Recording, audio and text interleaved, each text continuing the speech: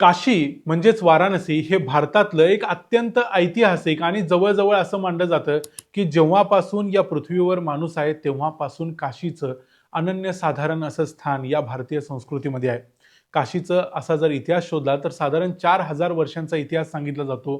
तेव्हापासून काशीमध्ये अनेक घाट आहेत. गंगा नदी जेव्हापासून वाहते तेव्हापासून ह्या काशीचं महत्व आहे. या काशीच्या घाटांच्या पैकी अनेक घाट हे मराठ्यांनी निर्माण केलेले आहेत आणि त्यातल्याच मणिकर्णिका घाटाबद्दल सध्या चर्चा सुरू आहे. कारण मणिकर्णिका घाट जो अहिल्याबाई होळकरांनी बांधलेला होता, तो मणिकर्णिका घाट काशीमधल्या तिथल्या सरकारनं, जिथं नरेंद्र मोदी स्वतः खासदार आहेत, त्यांनी तो पाडलेला आहे आणि त्याचं रिडेव्हलपमेंट होणार आहे, त्याचं सौंदर्यीकरण होणार आहे, ब्युटिफिकेशन करायचा सरकारचा इरादा आहे. मग हे असं का केलं जातंय? मग काशीचा संपूर्ण घाट पाडायची गरज काय होती आणि काशीच्या त्या घाटाचा इतिहास काय, ते सगळं आजच्या या व्हिडिओमध्ये बघूया. मी आहे रणजित यादव आणि तुम्ही पाहताय द मराठी बाणा. विष्णूच्या कानातील मणी ज्या ठिकाणी पडला होता त्याला मणिकर्णिका घाट असं म्हटलं जातं. काशीमध्ये जे अत्यंत महत्त्वाचे असे जे घाट आहेत, काही महत्त्वाची पुरातन मंदिर आहेत. काशीमध्ये साधारण हजारापेक्षा जास्त पुरातन अशी मंदिर आहेत आणि तिथलाच हा मणिकर्णिका घाट हा महत्त्वाचा आहे. तुम्ही जर काशीला गेला असाल तर तुम्ही हा घाट नक्कीच बघितला असाल. जर तुम्ही काशीला गेला नसाल तरी देखील तुम्ही मसान सारखा जर चित्रपट बघितला असाल तर त्या चित्रपटामध्ये काशीचा हा मणिकर्णिका घाट दाखवलाय. अनेक वेगवेगळ्या चित्रपटांमध्ये दाखवलाय, पण मसान म्हणजे स्मशान हा त्या घाटावरतीच शूट झालेला चित्रपट आहे. मसान या चित्रपटामध्ये दाखवल्याप्रमाणे याच मणिकर्णिका घाटाच्या शेजारी एक स्मशान आहे, ज्या ठिकाणी सलगपणे नेहमी चितांचं दहन केलं जातं. भारतात वेगवेगळ्या ठिकाणी ज्या लोकांचा मृत्यू होतो ते लोक अशी इच्छा व्यक्त करतात की माझा मृत्यू, माझं दहन हे काशीमधल्या मणिकर्णिका घाटावरती व्हावं, जेणेकरून मला डायरेक्ट मोक्ष मिळेल. आणि मोक्ष मिळण्याच्या इच्छेनं अनेक लोकांचं दहन या मणिकर्णिका घाटावर केलं जातं. ते तिथं अखंड चालत असतं. इथली चिता कधीही विझत नाही असं मानलं जातं.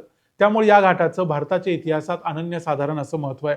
या घाटावरती जे डिमॉलिशन सध्या केलं गेलंय, यामध्ये एक मणी, ज्या मणीची एक प्रतिकृती तिथं बनवलेली ती मणी, त्याचबरोबर एक शिवलिंग आणि अहिल्याबाई होळकरांची एक मूर्ती यांना नुकसान झालेलं आहे, त्यांचं विध्वंस झालेला आहे असं सध्या मानलं जातं. हा संपूर्ण घाट पाडला गेलाय आणि या पाडलेल्या घाटामध्ये ऐतिहासिक असा 1771 साली बांधलेला अहिल्याबाई होळकरांनी, नंतर 1791 ला त्यांनीच रिडेव्हलप केलेला तो घाट होता, जो आता पाडून त्या ठिकाणी पूर्ण विध्वंस केला गेलाय आणि त्या ठिकाणी रिडेव्हलपमेंट करून नवीन घाट बांधण्यात येणार आहे, जो पूर्णपणे नवीन धाटणीचा असेल. याबद्दलची कोणतीही नोटीस, कोणतीही माहिती काशीमधल्या लोकांना किंवा तिथं जे लोक काम करतात त्यांना दिली गेली नव्हती. आणि मढी नावाचं जे एक तिथलं ठिकाण आहे, जे अत्यंत पवित्र आहे आणि ज्या ठिकाणी अहिल्याबाईंची ही मूर्ती होती ती देखील पाडली गेलेली आहे. आणि लोकांचं तर असं मत आहे की अहिल्याबाईंची मूर्ती आणि काही ऐतिहासिक गोष्टी या तिथं आम्हाला जमिनीवरती पडलेल्या सापडल्या. ते जो ढीग होता मातीचा, त्या मातीच्या ढिगामध्ये सापडल्या. त्यामुळे तिथं मोठ्या प्रमाणावर लोकांच्या मध्ये उद्रेक होतोय. आणि विशेषतः महाराष्ट्राचं जे काशी बरोबरचा रिलेशन आहे ते बघितलं तर अहिल्याबाई होळकर या मराठी होत्या, महाराष्ट्रीयन होत्या. त्यांनी बांधलेला हा घाट होता. त्यामुळे मराठी लोकांच्या भावनांना देखील सरकारनं या निमित्तानं हात घातलाय असं आपण म्हणू शकतो. काशीमधल्या प्रशासनाचं म्हणजे तिथल्या कलेक्टर, तिथले जे डीएम आहेत, त्यांचं असं म्हणणं आहे की कोणत्याही ऐतिहासिक वास्तूला नुकसान झालेलं नाही. जे काही मीडियामध्ये सांगितलं जातंय ते खोटं आहे. पण तरी देखील जे काही खरे व्हिडिओ आलेले आहेत, अनेक लोकांनी सांगितलंय, त्यानुसार बघितलं तरी तिथल्या नक्कीच काही महत्त्वाच्या ऐतिहासिक साधनांना नुकसान झालेलं आहे. काही पौराणिक जी मंदिरं आहेत ती मात्र व्यवस्थित आहे, हे आम्हीही तुम्हाला सांगतो. पण सरकारनं कोणतीही नोटीस न देता, कोणतीही पूर्व माहिती न देता अचानकपणे इथं बुलडोजर लावले आणि सगळा घाट उद्ध्वस्त केला. त्यामध्ये पौराणिक ज्या काही इमारती आहेत, काही मंदिरं आहेत, त्यांना नुकसान झालेलं नाही असं सरकारचं देखील म्हणणं आहे. पण याच्याबद्दलची नक्की खरी माहिती अजून देखील मिळत नाही. पण काही गोष्टींचं नक्कीच नुकसान झालेलं आहे आणि सगळ्यात महत्त्वाचं म्हणजे जो ऐतिहासिक वारसा आहे त्याचं नुकसान झालेलं आहे. भलेही तिथं त्यापेक्षा मोठी इमारत बांधली जाईल, पण जो ऐतिहासिक स्थान होतं किंवा ऐतिहासिक त्याची जी व्हॅल्यू होती ती कशी परत आणणार, हा प्रश्नाचं उत्तर मात्र सरकार देऊ शकणार नाही. सरकारला मग इथं काय करायचं हा सर्वात मोठा प्रश्न आहे. इथं 18 कोटी रुपयांचा एक ग्रँड कॉरिडॉरचा प्रोजेक्ट सरकारनं संमत केलाय. तो कदाचित 2020 पासून तसाच आहे आणि त्याच्याबद्दलचं काम अजूनपर्यंत झालं नव्हतं. या अंतर्गत सरकारला या ठिकाणी जो पूर परिस्थिती आहे ती हाताळण्यासाठी थोड्या उंचीवरती एक नवीन घाट निर्माण करायचा आहे. अर्थात घाट निर्माण केला जाईल पण त्याचं ऐतिहासिक मूल्य नसेल. दुसरी गोष्ट म्हणजे इथल्या ज्या हेरिटेज वास्तू आहेत, ज्या काही मूर्त्या आहेत, त्यांचं रिस्टोरेशन केलं जाईल असं सरकारनं म्हटलंय. आणि तिसरी गोष्ट म्हणजे मणिकर्णिका घाटावर जी दहनविधी प्रक्रिया पार पाडली जाते, याच्यामध्ये आणखी जास्तीत जास्त दहन एका वेळी केलं जाईल, अशा पद्धतीनं 18 दहन एका वेळी होतील, अशा पद्धतीची रचना करण्यात येणार आहे.